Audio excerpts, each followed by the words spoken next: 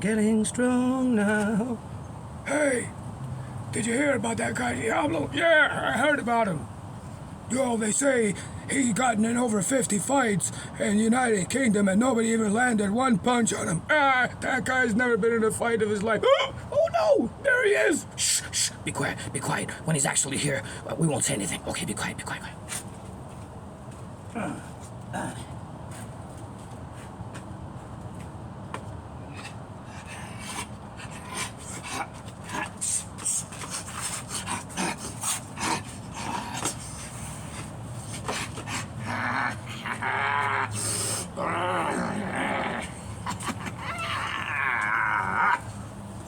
You know who it is, baby.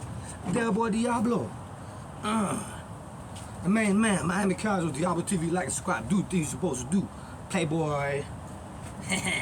And you got these guys here in UK.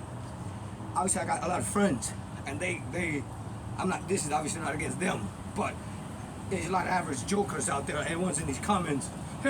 You've never been in a fight. Fact, I've lived in UK almost a total of a year. 6 months in 2019, a month last year, 3 months now. That's like almost 10 months. I've been in over 50, more than 50 fights and challenges in the street, in pubs, hotel rooms, over people's houses. So that the actually boy, that imposter Tommy Robinson, that whore, I'd like to grease him on up. I could do it. I could, easy.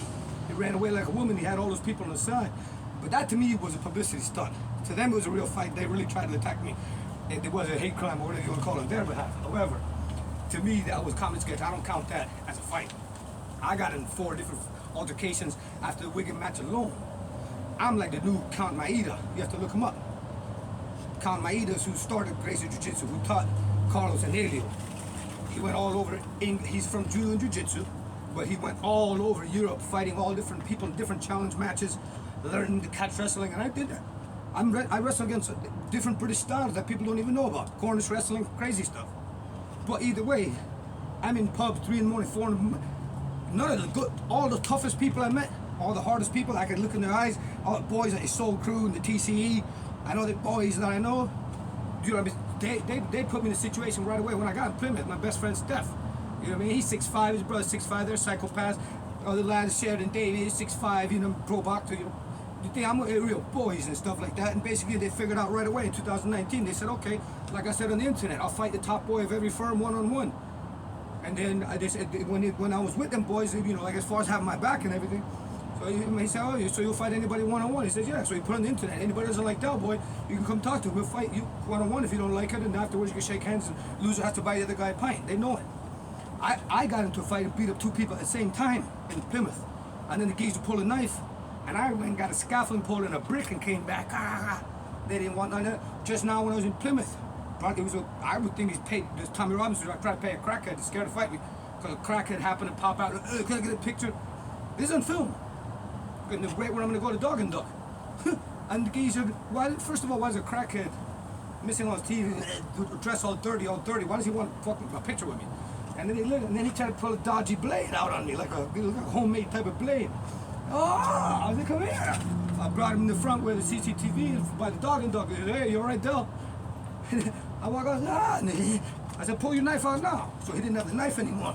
And then he came at me, bam, I did my thing and dispatched him without using my hands and everything like that so I don't get nothing dirty. But this is fact. And if I'm lying, I'm flying. How about this?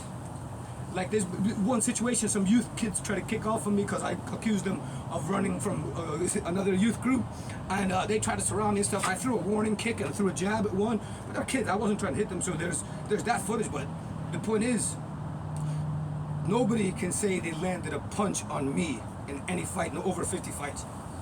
Yeah, I've been all over, a lot of different places, UK. Nobody can say they landed a single punch on me. Nobody took me to the ground. I didn't back down from any fight.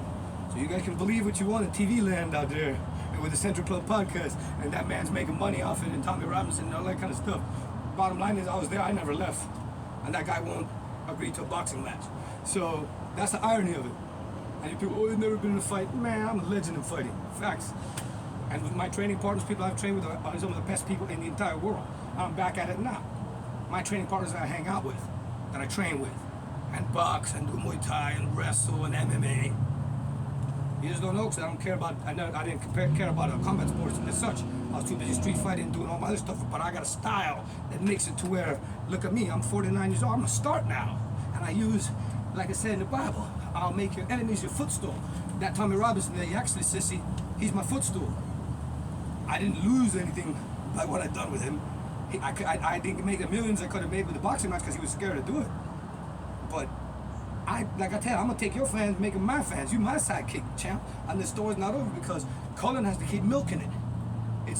I wrote it and directed it. He set the situation up. So he's like the woman, like Mother Earth, you know. And then I'm the active principal. Ha ha. Ooh, the story ain't over yet. But hey, and I'm not invincible. Nobody's invincible. Anybody, and I can go back there and 2 months from now, and somebody can sucker punch me and land a punch at me. But fact, otherwise, show a video. So anybody that says it, any fight I back down from ever in UK at any time, in any sort of forms of jiu-jitsu matches, boxing matches, Muay Thai matches, MMA, street fight, any kind of fight that I've been in. And I've been in over 50 situations. I can't remember all of them. Sometimes I just give people warning shots and everything. But it's not related to football violence. That's the secret. If the football intelligence is on top of me, I can't have no football fight. Everybody there knows who I am. They're taking pictures with me. The football intelligence is all over me. So if I do anything related to that, they'll chuck me out of the country, and I'll probably get it 4 years, like Jonathan Evans said. Because football violence is like a gang activity charge. They give you 4 years for it. But a regular fight, like somebody talks to you, bam, bam, you drop them, they don't hurt them too bad, like I do. I'm merciful and just like out in the town. The police say, hey, what happened? And they have the TCTV. They say I'm okay.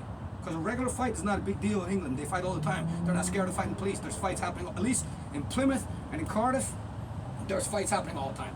Every Friday and Saturday night, there's a whole bunch of them fights. I never seen any fights in London though.